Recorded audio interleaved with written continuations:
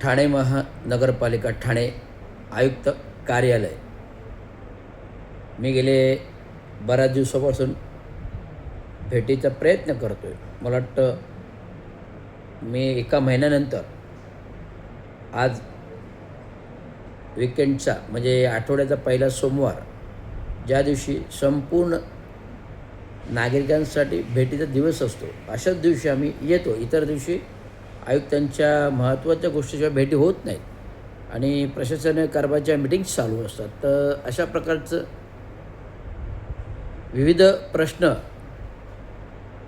Maharashtra all India कामगार सेना, Maharashtra municipal कर्मचारी union, अभियंता असोसिएशन, युनियन स्टेम प्राधिकरण, विविध प्रश्न आयुक्तांच्या दरबारी प्रलंबित आहेत. पहिला महत्त्वाचा प्रश्न म्हणजे 7व्या वेतनाची थकीत वेतनं 3 हप्ते कधी मिळणार? 10, 20, 30ची अंमलबजावणी 15 वर्षापूर्वी ठराव आला, कधी करणार?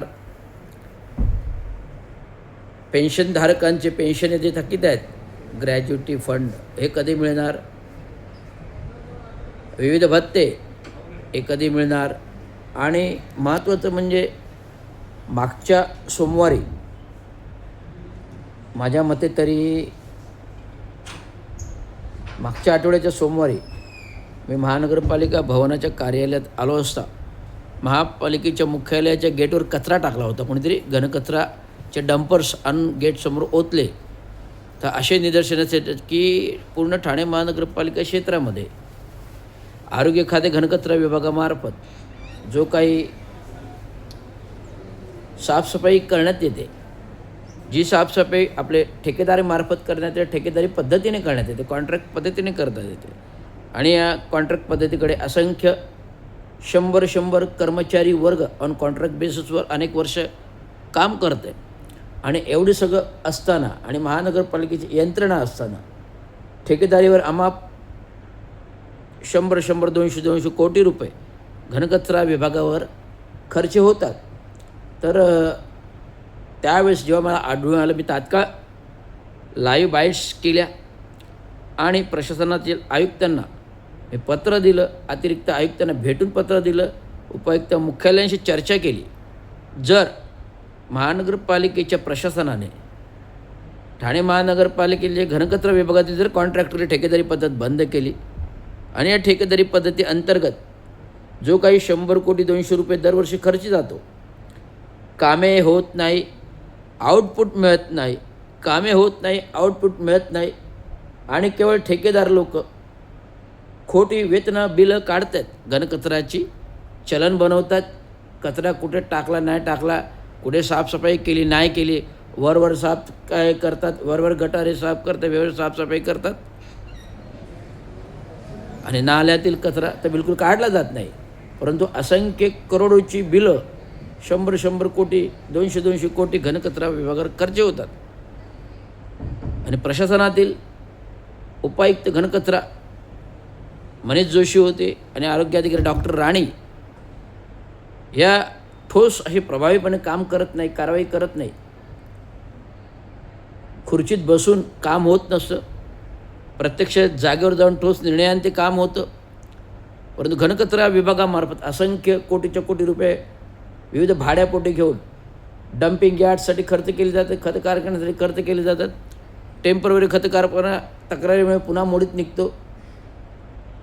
ठाणे महानगरपालिकेकडे असंख्य जागा आहेत आणि हा निधी 100 कोटी 200 रुपये खर्च होत असताना महापालिका घनकचरा विभागात जे ठेकेदारी पद्धतीवर कॉन्ट्रॅक्ट बेसवर काम कर्मचारी आहेत त्यांना सेवेत घ्या आणि त्यांना हा निधी महानगरपालिकेने जो घनकचरा निधी खर्च होतो 100 कोटी 200 कोटी रुपये, तर जर नियमित कर्मचारी कॉन्ट्रॅक्टवर घेतले ते कॉन्ट्रॅक्ट पद्धतीने त्यांना मिनिमम वेजेस जो काय आहे ठाणे महानगरपालिकेचा असेल, skill worker, non skill worker, शासन GR नुसार ते लागू करा आणि कॉन्ट्रॅक्टर लोकांच्या ठेकेदारीमध्ये कामगारांना रोजगार मिळेल, उद्योग मिळेल कॉन्ट्रॅक्ट बेसिसवर.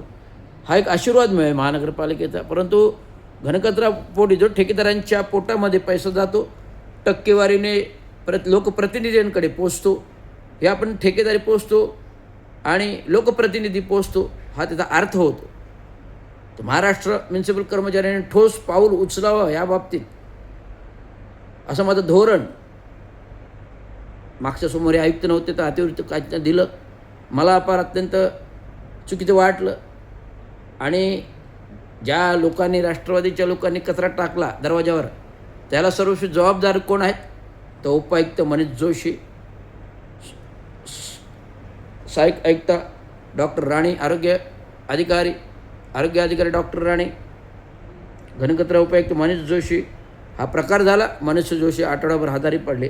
तर मी मागणी केलेली आहे, तर ज्याच्यामुळे अशा घटना घडली, जे जबाबदारपणा घडला त्यांना तात्काळ कारवाई करा, कारणे दाखवून नोटीस द्या.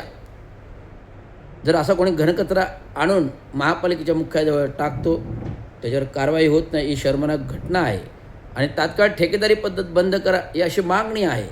त्यामुळे कर्मचाऱ्यांना रोजगार मिळेल, कॉन्ट्रॅक्ट बेसिसवर कर्मचाऱ्यांना रोजगार आणि नियंत्रण राहील. ठेकेदारी पद्धतीमध्ये नियंत्रण राहत नाही आणि खोटीच्या खोटी बिलं हजारो कोटीची, 100 कोटीची काढली जातात आणि ते टक्केवारीमार्फत लोकप्रतिनिधींना पोचतात, असं माझी सत्य भावना आहे. तरी तात्काळ याबाबत आयुक्तांनी ठोस निर्णय घ्यावा. मी त्यांना प्रकल्पाचा अहवाल दिलेला आहे. तर एक कंपनी बाहेर आपल्याकडे येते घनकचऱ्याचं विघटन करण्यासाठी, विल्हेवाट लावण्यासाठी, तिला तुम्ही जागा जमीन द्या आणि ती कंपनी आपल्याला त्या कचऱ्याच्या बदल्यात पैसे देणार आणि महसूल मिळणार. जर अशी कंपनी येत असेल तर महानगरपालिकेने पुढाकार घेऊन, महानगरपालिकेच्या प्रशासनाने पुढाकार घेऊन, आयुक्तांनी पुढाकार घेऊन या प्रसंगी प्रकल्पीय कामात लक्ष द्यावे, अशी माझी विनंती आहे. एवढंच मला सांगायचं. धन्यवाद. जय भीम, जय महाराष्ट्र, जय हिंद. परंतु कामगारांना रोजगार मिळाला पाहिजे, ठेकेदारी पद्धत कायमची बंद झाली पाहिजे आणि ठेकेदाराचे कर्मचारी सेवेत कॉन्ट्रॅक्ट बेसवर घ्या आणि त्यांना वेतन द्या. धन्यवाद. जय भीम, जय महाराष्ट्र, जय हिंद, जय भारत.